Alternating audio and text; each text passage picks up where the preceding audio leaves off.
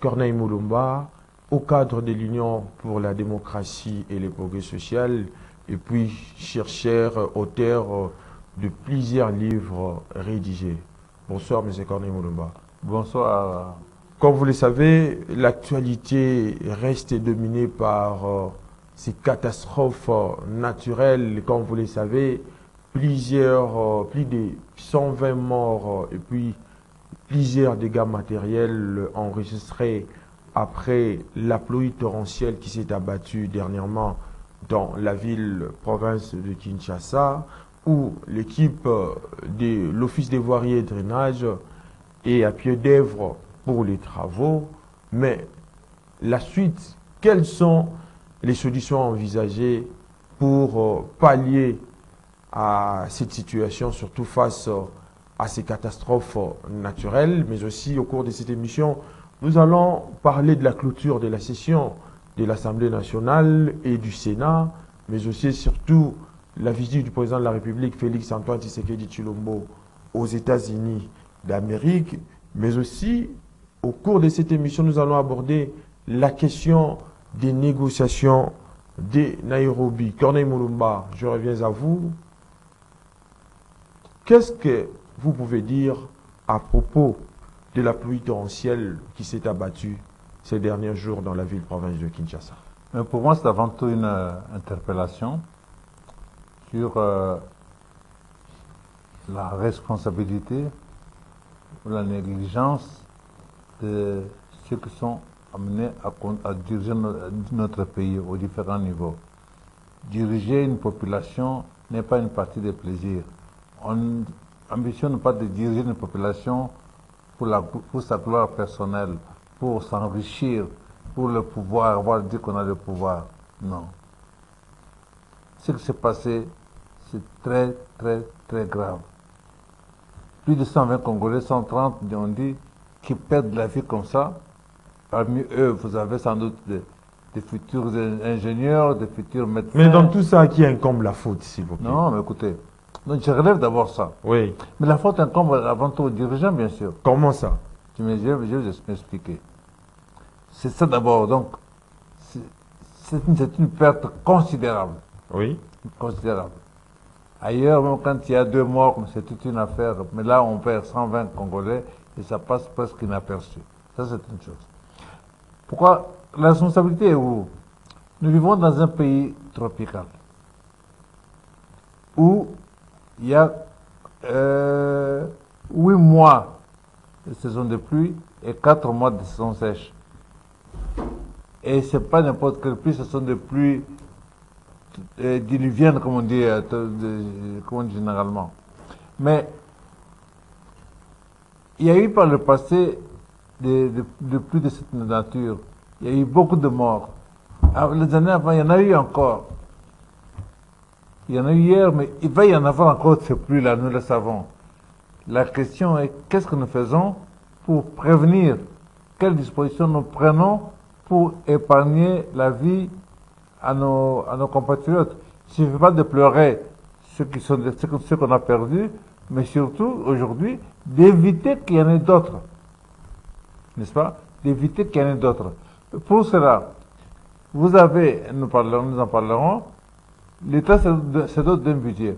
C'est question de moyens d'action. De ce budget, en conscience de ce budget, qu'est-ce que nous privilégions? Quels sont les éléments les plus importants? Qu'est-ce qui est prioritaire? Quand on dit que dans notre budget, le fonctionnement de l'État, en général, ça consomme le 3/4 du budget. Ça veut dire quoi? Ça veut dire que ce qui doit aller à la sécurité, ce qui doit aller aux infrastructures comme ce que nous vivons, est minime. Alors, donc, selon Corneille Mulumba, face au budget, les institutions de la République se sont accaparées la part du lion au détriment des besoins les plus élémentaires de la population. Encore une fois, on va citer, on va parler des choses. Oui. On a parlé de 100 jours, on a parlé de 120, comment dirais-je, de TGE, tout ça. Des projets, en termes de discours. Oui. On doit s'attendre à ce que cela se traduise concrètement, cet argent soit affecté effectivement à des travaux comme cela, de voirie et tout ça. Observez, qu'est-ce que nous avons comme voirie? J'ai entendu des gens dire, oui, mais il y a des gens qui jettent les bouteilles. C'est vrai. Ils n'ont pas tort. Mais je vous défie, après l'émission, d'aller depuis Selembao jusqu'au rond-point Mandela. Vous me direz combien de poubelles vous avez vues le long de la route. Alors, si on n'a pas de poubelles, et je voudrais savoir aussi combien de camions poubelles nous avons. Mais il y en a. Il y en a. Comme quoi ça? Il y en a beaucoup de poubelles, de camions de le long de la route. Mais vers le boulevard. Je vous informe qu'à Kinshasa, nous sommes, d'après ce qu'on dit, autour de 13 millions, 15 millions d'habitants. Oui. Je vous propose la question, j'ai cité, vous prenez le 24 novembre, et dites-moi combien de poubelles vous avez vu le long de la route, d'une part, et dans la ville de Kinshasa, 24 communes, nous avons combien de camions poubelles pour ramasser les détritus. Ça veut dire quoi? Que si les moyens que nous avons, nous ne les affectons pas à ce genre de travail pour acheter, au lieu d'acheter des ambulances, au lieu d'acheter des choses, des camions poubelles, nous préférons acheter des jeeps climatisés pour vivre bien, pour être bien à l'aise. Alors, on est à quelques-uns qui vont vivre comme ça et tous les autres meurent comme des porcs au moment des accidents.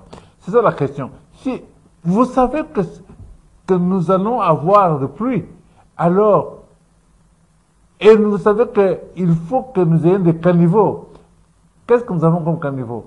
Depuis plus de 20 ans, 30 ans. Mais Corneille Moulumba, pourquoi ne pas démêler les chevaux et établir des responsabilités? Dans quel sens? Parce que il se pose aussi un problème de la pollution de l'environnement par rapport également aux bouteilles qu'on constate ça et là dans des rues de Kinshasa. Mais j'en ai parlé. C'est si la com n'incombe pas aux autorités. La faute incombe bien évidemment, bien sûr, à la population. Non, moi, qui du reste ne respecte pas aussi un certain nombre de principes environnementaux. C'est comme quand vous avez des enfants. Oui.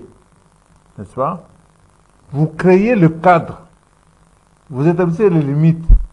Et c'est lorsqu'un enfant franchit les limites, vous ne respectez pas les lois que vous avez imposées dans la maison, que vous les punissez. Alors aujourd'hui, vous allez punir des gens d'avoir jeté des bouteilles par terre pendant qu'on n'avait pas de poubelles, pendant que vous n'avez pas de camions poubelles, pendant que vous n'avez pas de caniveaux. Observe des caniveaux, qu'est-ce que nous avons comme caniveaux? On dirait des petits riens, ce sont des petits riens en réalité. Donc je veux dire la responsabilité au lieu, moi je ne dis pas partager, oui. Moi je dis ceci. Si on met suffisamment de poubelles dans la ville, si on disponibilise suffisamment de camions poubelles qui doivent au minimum 2 fois par semaine faire le tour de ramassage, chaque commune ayant autant de camions poubelles pour sa commune, par exemple, à ce moment-là, quiconque on attraperait en train de jeter quelque chose par terre, on l'arrête, il est sanctionné. C'est comme ça qu'on quelque part on éduque aussi, on encadre, on crée l'environnement. Et ceux qui ne respectent pas, on sanctionne. Mais alors ici, on n'a pas créé cet environnement. L'État, au lieu d'acheter des camions poubelles, au lieu d'acheter des ambulances, au lieu d'acheter des camions incendies, il ne fait pas. Combien de camions incendies il y a à Kinshasa? Mais Corneille Moulumba, vous oubliez que c'est une catastrophe naturelle. Et une catastrophe naturelle, s'il vous plaît, une catastrophe naturelle est plus puissante que n'importe quelle disposition que vous pouvez prendre. Même dans des pays nantis, on a vécu ce genre de choses. Vous vous souvenez de l'ouragan Katrina en Indonésie, où plusieurs personnes se sont ensevelies sous les décombres de leur maison, à cause bien évidemment de cette situation. Pensez-vous que même dans des pays nantis, l'État n'a pas mis des dispositions pour sécuriser la population dans ce sens-là? Non, mon frère, je veux dire ceci. Oui. Ne comparons pas ce qui n'est pas à comparer. Il y a une catastrophe naturelle et personne n'est responsable d'une catastrophe naturelle. Bien sûr.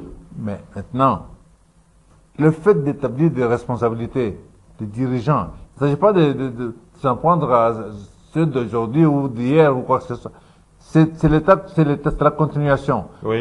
Si vous prenez le pouvoir aujourd'hui, vous trouvez l'État dans l'état où il est. C'est ça qu'on parle de l'État de la nation. C'est ça qu'on y a sur les remises et reprises. C'est pour que vous venez avec des projets, avec des ambitions, avec une vision. Vous venez pour la mettre en application. Le pouvoir qui est en place est là depuis 4 ans.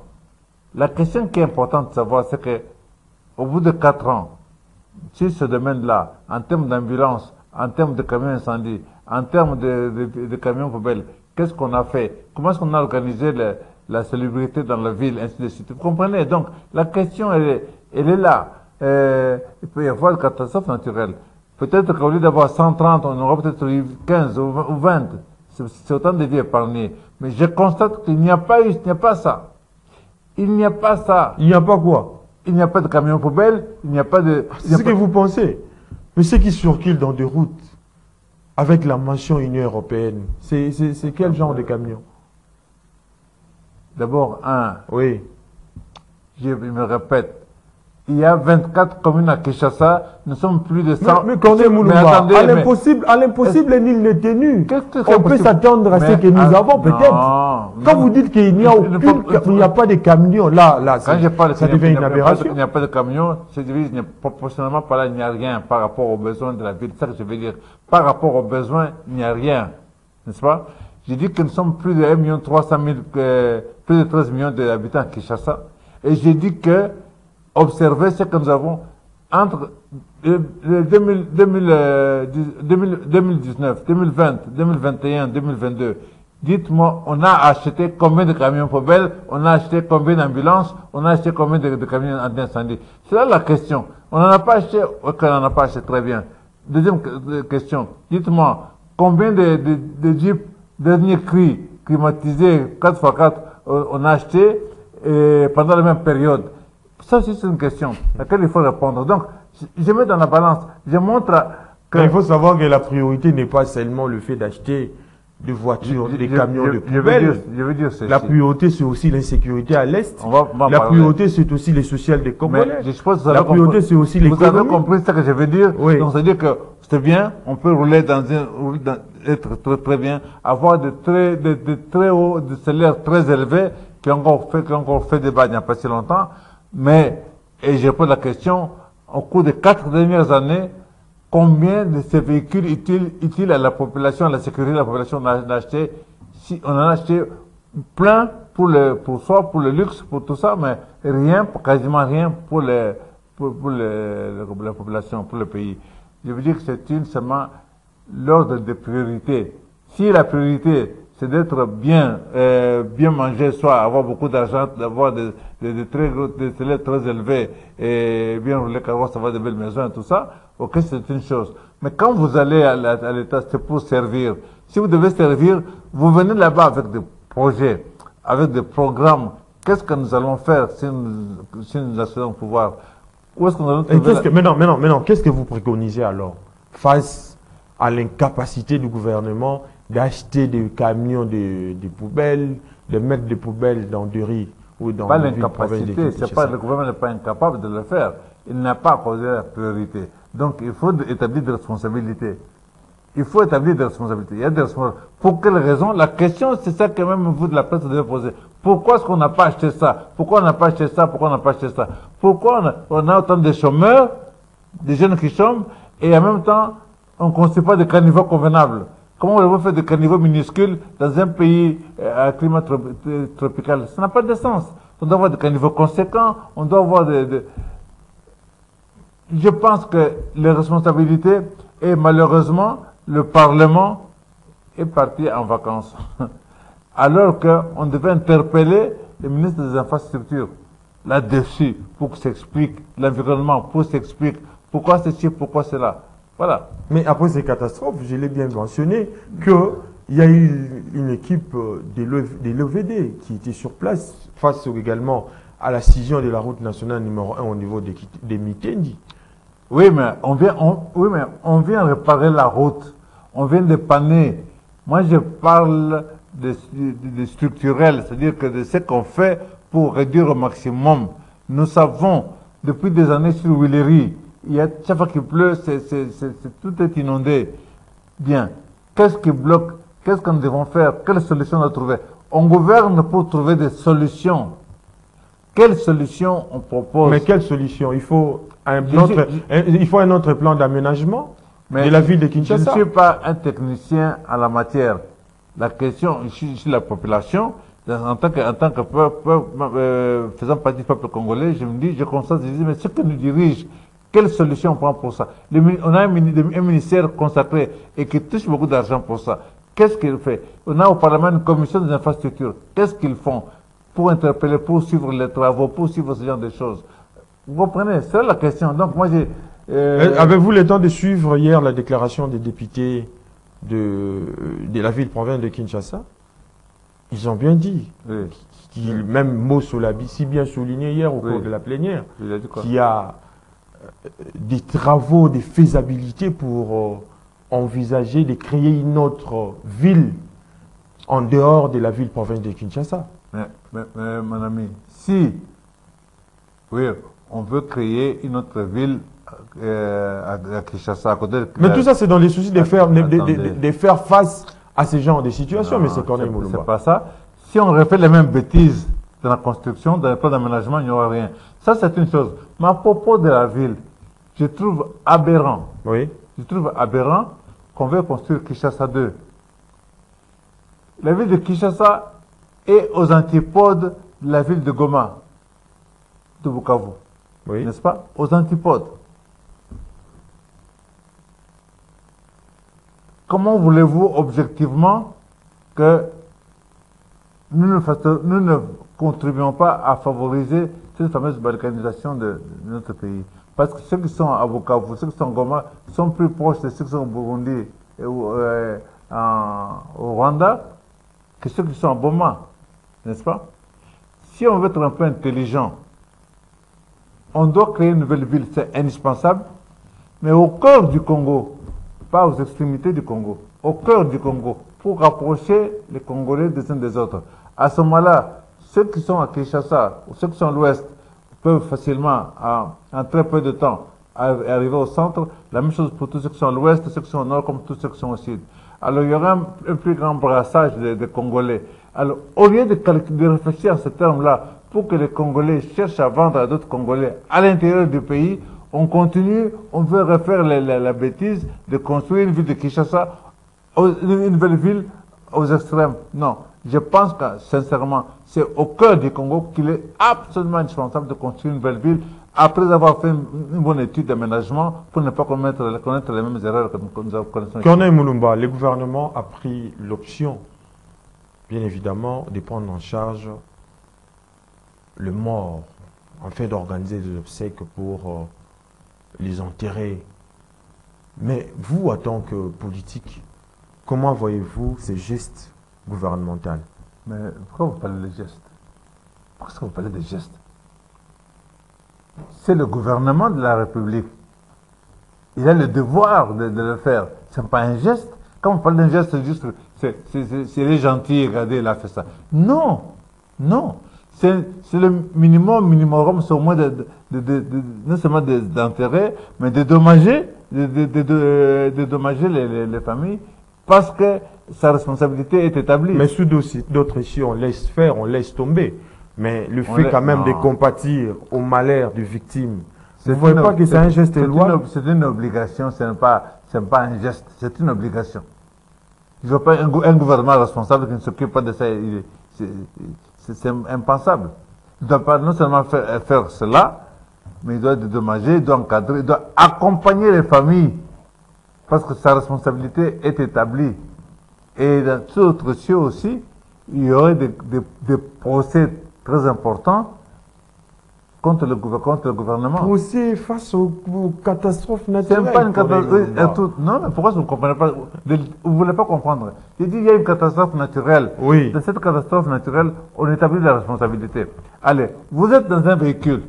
Si on doit établir la responsabilité, on doit aussi remettre en cause la population, qui du reste aussi contribue à cette problématique. La population, vous êtes là pour créer les conditions. Encore une fois, s'il n'y a pas de poubelles, s'il n'y a pas de caniveaux, c'est la population qui construit les caniveaux, c'est la population qui installe les poubelles. Non, c'est la responsabilité du gouvernement, qu'ils soient nationales ou provinciales, hein, c'est pas ça le problème. Je ne vise pas particulièrement les uns ou les autres.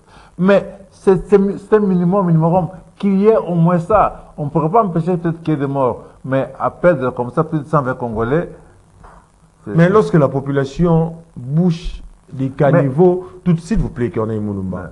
Il faut pas être contre les autorités dans la mesure où la responsabilité est aussi partagée. Parce que il y a des immondices dans des caniveaux qui ont bouché des caniveaux.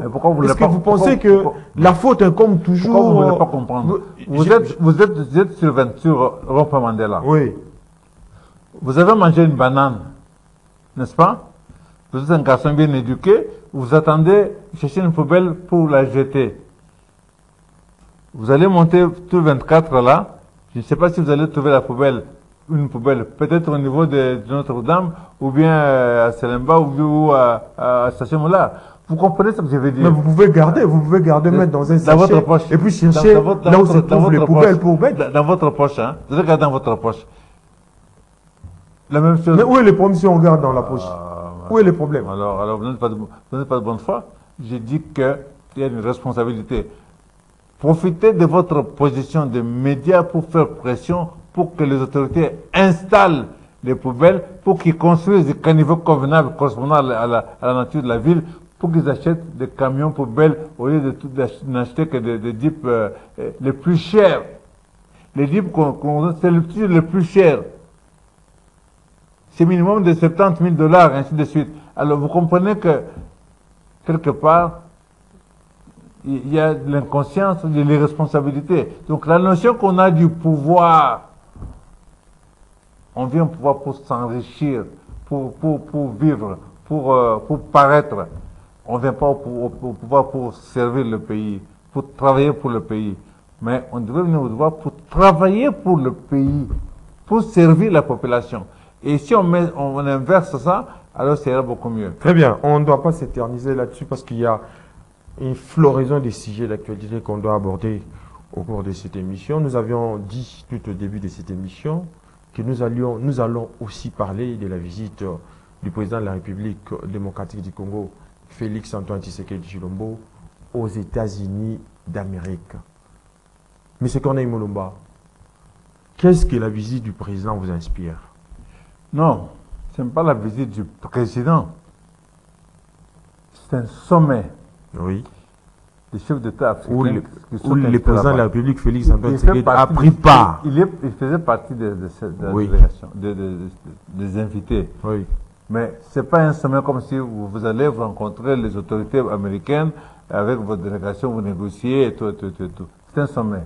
Mais, malgré le fait que c'est un sommet, j'ai constaté que notre délégation était très, très importante, de nombreux ministres, et même qu'il y a eu des contrats signés pour l'exploitation minière avec les États-Unis et la Zambie. Je pense sincèrement que ce n'est pas qu'on ne doit pas aller à des sommets. Il y a des sommets. Mais quand on est là, sommet États-Unis-Afrique, sommet Russie-Afrique, sommet Chine-Afrique, sommet Turquie-Afrique, mais dites-moi un peu, quand est-ce qu'il y aura des sommets chez nous? Donc tout ce monde-là ne vaut rien et on doit aller comme ça parce qu'eux ont des intérêts à défendre. Ils seront en concurrence entre eux. Donc je pense que c'était une mauvaise image. Je pense que la RDC,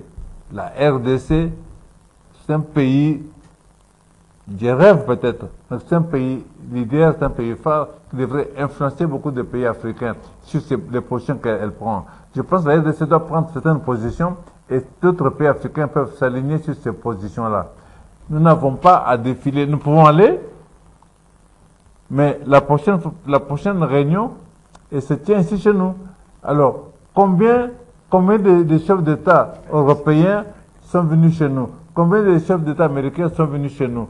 Alors pourquoi nous sommes là comme des petits chiens, on claque les doigts et nous allons... Mais c'est un sommet. C'est un sommet. Mais il faut signaler qu'il n'y a pas seulement la République démocratique du Congo qui a pris part à ces sommets. Vous comprenez on assiste à plusieurs... Oui, je vous comprends, M. Corneille Mulumba. Mais quand on vous invite dans ce sens-là, dans ces sommets, donc vous ne devez pas partir parce que nous aussi nous comptons organiser notre sommet, mais alors... On ne peut pas y aller parce que aller dans le sens-là, on nous considère comme étant des sous-hommes. Non, on vous invite, vous pouvez aller. Mais alors, organiser sur un sommet, ici en Afrique, quelque part, dans un pays africain, où vous invitez tout ce monde-là, et qu'on voit s'ils viennent, et s'ils viennent, à quel niveau ils viennent. Vous n'êtes pas de rien. Votre valeur, c'est vous qui vous la donnez. Si on claque les doigts et tous vous y allez, c'est pas Est-ce qu'en Afrique, vous avez des infrastructures qui peuvent permettre que l'on puisse organiser de tels sommets? Est-ce qu'ici, on a des endroits appropriés pour accueillir les visiteurs qui peuvent prendre part à ces assises? Il n'y en a pas. Aucun pays africain n'est en mesure d'accueillir un sommet, à votre avis. Aucun pays africain. Mais quand vous parlez, vous donnez l'exemple de la République démocratique du Congo. Non, nous savons pertinemment bien que ici, dans les cas des infrastructures, on a un seul endroit, c'est les palais du peuple, mais aussi la cité de l'Union africaine. Est-ce qu'il y a des endroits qui peuvent permettre à ce qu'on puisse accueillir et organiser un tel sommet? On a parlé du sommet Afrique-États-Unis. Oui. Bon, je veux dire, un pays africain peut s'organiser des sommets, peut se recevoir des sommets. Ok? C'est ça que je veux dire. Oui, oui. C'est ça que je veux dire. Ça peut être le Congo, mais la RDC, ça peut être aussi le Kenya, ça peut être Maroc, ça peut être n'importe l'Afrique du Sud ou la Namibie Mais qui va prendre l'initiative? C'est ça le problème aussi, Corneille Mulumba. Mon souci, il est là, et que nous n'avons pas être comme des petits chiens. On claque des doigts, on part, on claque des doigts, on part. Ce sont des chefs d'État qui nous représentent, qui engagent nos pays. C'est à nous de nous faire respecter. Parce que on va parler des problèmes du monde, n'est-ce pas? On parle des problèmes du monde et nous sommes concernés. On ne part pas là-bas, on ne doit pas partir là-bas en mendiant comme nous le faisons. Voilà, nous donnons autant de... Mais vous ne voyez pas que c'est aussi l'occasion pour notre président de la République de faire attendre la voix de la République démocratique du Congo, surtout face à cette période d'agression de la République démocratique du Congo par le Rwanda? Le président de la République était aux Nations Unies, il a parlé là-bas. Mais peut-être ne serait-ce qu'obtenir des sanctions. S'il vous plaît. Obtenir des sanctions. Vous avez entendu une déclaration d'un 23. Mais est-ce que vous avez entendu une déclaration au ce sommet condamnant le Rwanda? Mais c'est ça. Est-ce que vous avez entendu, on a dépensé beaucoup d'argent en termes de diplomatie. Est-ce qu'à ce sommet, vous avez entendu une déclaration condamnant le Rwanda? Même avant de ce sommet. Avez-vous entendu les États-Unis, la France ou l'Union européenne condamner le Rwanda? À aucun moment. Donc, parce que l'agression du Rwanda fait partie du complot contre la RDC. Et qui sont les comploteurs? Ce sont ces pays-là. Alors, comment est-ce qu'on accepte d'y aller quand on sait que ce sont eux qui ont comploté contre nous?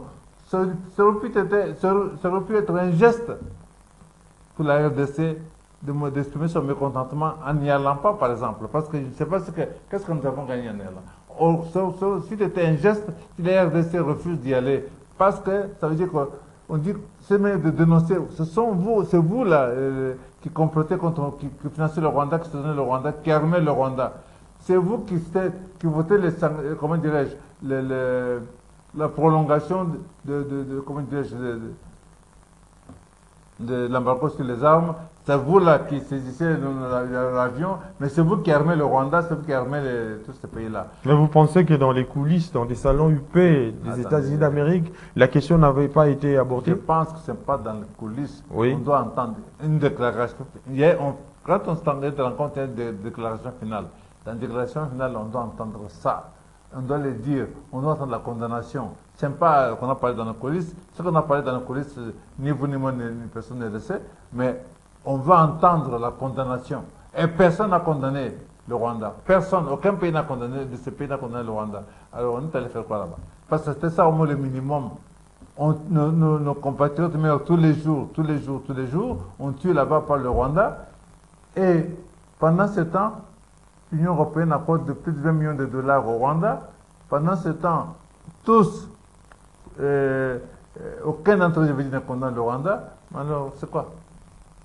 Retournons, réalisons que nous sommes l'objet d'un complot et créons les conditions pour faire face. C'est à nous de nous défendre. Mais on doit se défendre. Les forces armées de la République démocratique du Congo sont sur terrain pour se défendre. Mais entre-temps, il faut une diplomatie agissante pour permettre à ce qu'il y ait la fin de toutes ces histoires. C'est quoi une diplomatie agissante? C'est quoi une diplomatie agissante? Lors des émissions précédentes avec vous aussi, j'ai dit, mais les Congolais veulent entendre au moins qu'ils sont pris en charge par le gouvernement, pas le gouvernement, pas le leadership.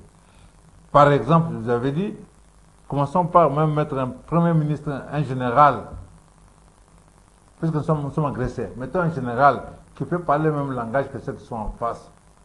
Le Rwanda militaire, l'Ouganda militaire, le Burundi militaire, l'Angola militaire, comment dirais-je, le Sud-Soudan, le CPDAC, la même chose. Et le Kenya, c'est la base logistique, la base de la CIA dans la région.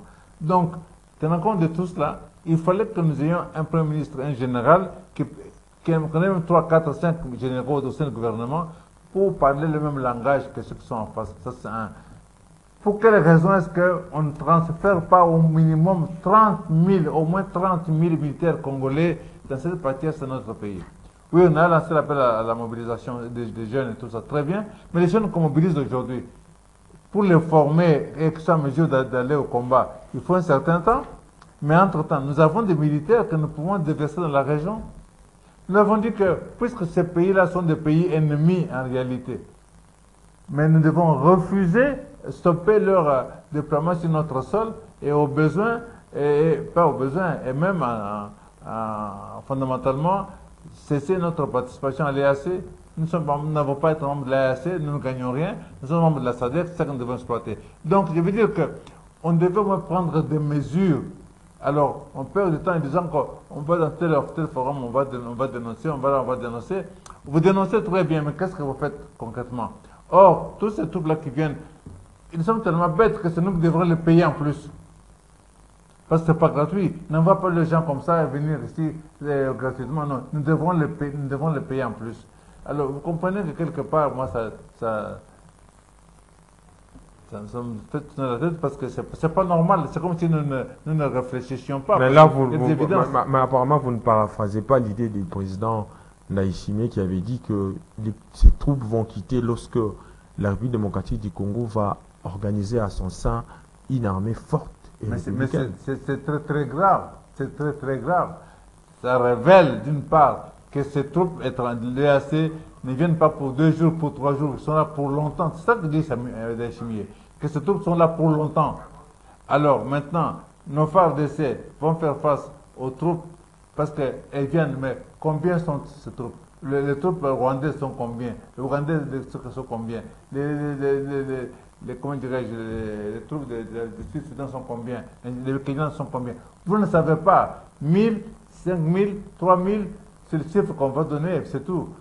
Nos FARDC vont devoir affronter ces gens-là, qui en plus, la MONUSCO est là pour leur fournir toute la logistique nécessaire. Et ne perdez jamais de vue que vous avez à Maluku, de l'autre côté à Brazzaville, 120 km que nos voisins de l'autre fleuve ont cédé à Kagame et que nous avons au nord, non loin de Libenge, des troupes rwandaises qui ont considéré des terrains. Et j'oubliais qu'en face de nous, ici, de l'autre côté, c'était ces militaires. Mais vous pensez que la responsabilité de la vente de ces terrains par le président Denis Sassou Nguesso à Paul Kagame, la responsabilité doit incomber à la République démocratique du Congo? Non, pas du tout. Mais il appartient maintenant à leurs députés et sénateurs de mener des enquêtes parlementaires qui nécessitent à ce que l'on puisse connaître le pourquoi de la présence de ces troupes, de ces bases militaires à Mindoul. Monsieur Eddy, référez-vous à ce qui se passe en Ukraine, excusez-moi.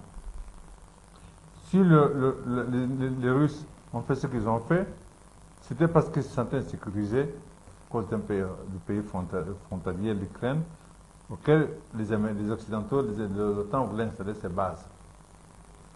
Comment est-il possible que ce que nous venons de dire là se passe, que pendant que nous sommes en guerre avec le Rwanda, que le Rwanda achète à notre frontière de la ville de Kinshasa, de la capitale, siège d'institution, 120 km² où le Rwanda pourra déployer avions, pourra déployer militaires, munitions, stocker tout ce que vous voulez, c'est que nous déstabiliser et à faire de même au nord de notre pays,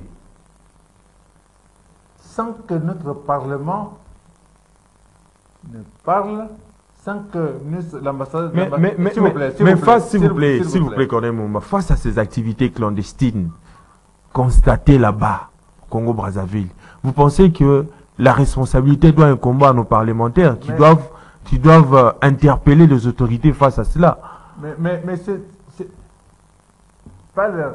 C'est nos autorités. L'ambassadeur de Congo-Brazzaville devait être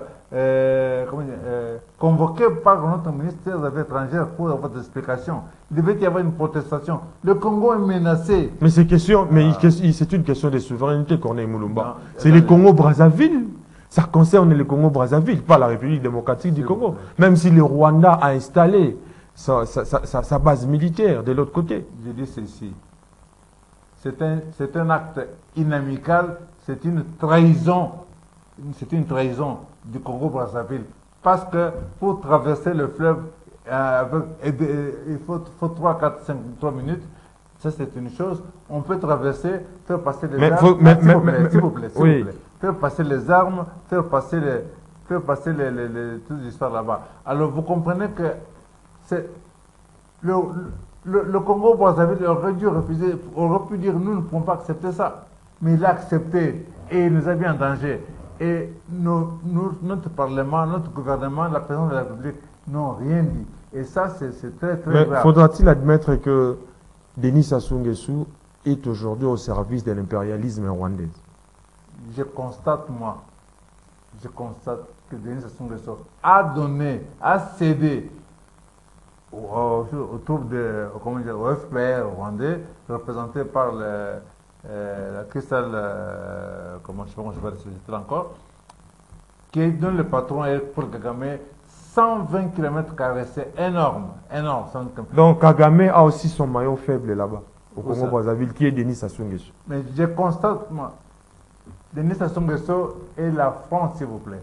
La France soutient Kagame. Ne perdez pas ça de vue. Oui. La France soutient Kagame.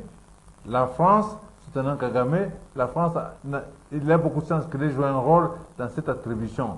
C'est-à-dire que Kagame aura les moyens d'agir à Kinshasa au départ de Maluku. Donc la question est là. Vous comprenez, cette insécurisation-là, à l'Est, imaginez maintenant ici, et s'il vous plaît, et dans toute cette situation, le gouvernement part en vacances alors que le pays est en guerre. Je n'ai pas compris comment on a pu mettre... Mais Corneille Moulumba, il y a eu des lois d'habilitation qui ont été votées par le Parlement. C'est pour permettre au gouvernement de continuer. Monsieur Eddy, nous avons un gouvernement très faible. Excusez-moi. Nous avons un gouvernement qui a manifesté beaucoup de faiblesses.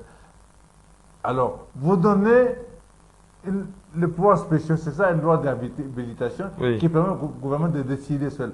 Ce gouvernement, c'est comme si vous prenez une arme, vous mettez entre les mains d'un enfant. Qu'est-ce qu'il va faire avec?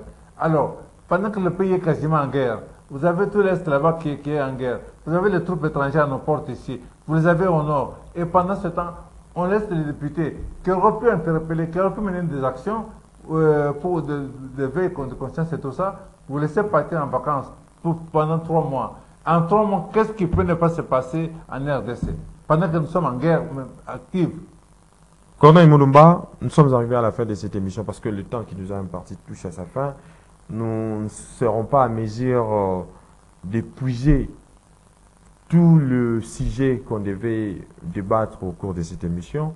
J'aimerais que vous puissiez placer un mot de la fin face au vote du budget de l'État pour l'exercice 2023, qui est aujourd'hui évalué à plus de 16 millions de dollars américains.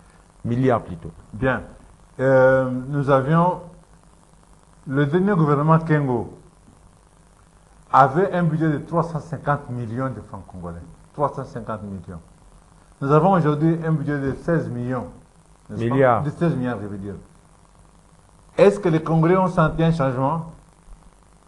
Si les Congolais n'ont pas senti un changement dans l'amélioration des conditions de vie, c'est pour l'exercice 2023, Corneille Moulumba. Oui, mais c'était 14 milliards dans l'exercice précédent. Entre 14 milliards et 350 millions, est-ce que les Congolais ont senti une différence dans leurs conditions de vie? Si ce n'est pas le cas, il y a une raison bien simple. c'est que simplement ce sont des chiffres qu'on avance et qui ne posent pas sur grand chose. Je vais poser la question. Quand on pose la question à nos autorités, il y a combien d'habitants à Kinshasa? Personne ne le sait. Nous sommes combien de Congolais? Personne ne le sait. Quelle est la portion congolaise de maïs? Personne ne le sait. Quelle est la portion congolaise de manioc? Personne ne le sait. Quelle est la portion congolaise de diamant? Personne ne le sait. Vous avez quelques secondes pour... Vous comprenez que si on ignore tout ça, on vient présenter quel budget pour quelle politique. Donc, je veux dire que, comme nous ne pensons pas des fondamentaux, mettons debout l'Institut national des statistiques, amener le ministère de l'économie à faire son travail d'évaluation de contrôle des prix et tout ça, et alors on a des armes, on a de quoi mesurer, on a de quoi avoir les chiffres exacts. Sinon, alors c'est un budget que moi je ne crois pas. Je ne vois pas qu'est-ce qu'il va produire. Mais sur le plan économique, vous oubliez que... S'il vous plaît? Sur le plan économique, vous oubliez qu'un État cigale avait ruiné le pays au profit, un État cigale au profit des prédateurs étrangers depuis 1960 jusqu'à ce jour. La question ne doit pas être endiguée maintenant. Mais c'est Corneille Mouloumba. Il faudra du temps pour que cette notion du bien-être soit une réalité, Corneille Mouloumba. Attention. J'ai dit ceci. Oui. Vous assumez vos responsabilités. Quand vous venez au pouvoir, c'est pour changer les choses. Pas vous justifier que ça a toujours été comme ça ou bien ainsi. Non, c'est pas ça. Vous voulez que ceux qui sont là au pouvoir partent parce que vous pensez que vous pouvez faire mieux. Alors, on attend de vous que vous fassiez mieux, pas que vous veniez pour vous plaindre. Ça n'a pas de sens. Corneille Mouloumba, merci. C'est moi qui vous remercie. Nous sommes arrivés à la fin de cette émission. Mesdames et messieurs, je vous signale que nous avions réussi pour vous Corneille Mouloumba. Il est cadre de l'Union pour la démocratie et les progrès social, auteur de plusieurs ouvrages, notamment Le pilier dynamique pour un grand Congo. Il est également chercheur. Avec lui, nous avions parlé de l'actualité politique brillante de l'air en République démocratique du Congo, notamment liée sur la pluie diluvienne qui s'est abattue dernièrement dans la ville-province de Kinshasa, la présence du président de la République au sommet Afrique-États-Unis d'Amérique. Nous avions aussi abordé la question du budget pour l'exercice 2023 qui a été voté hier à l'Assemblée nationale et au Sénat des termes politiques. On se retrouve les vendredis.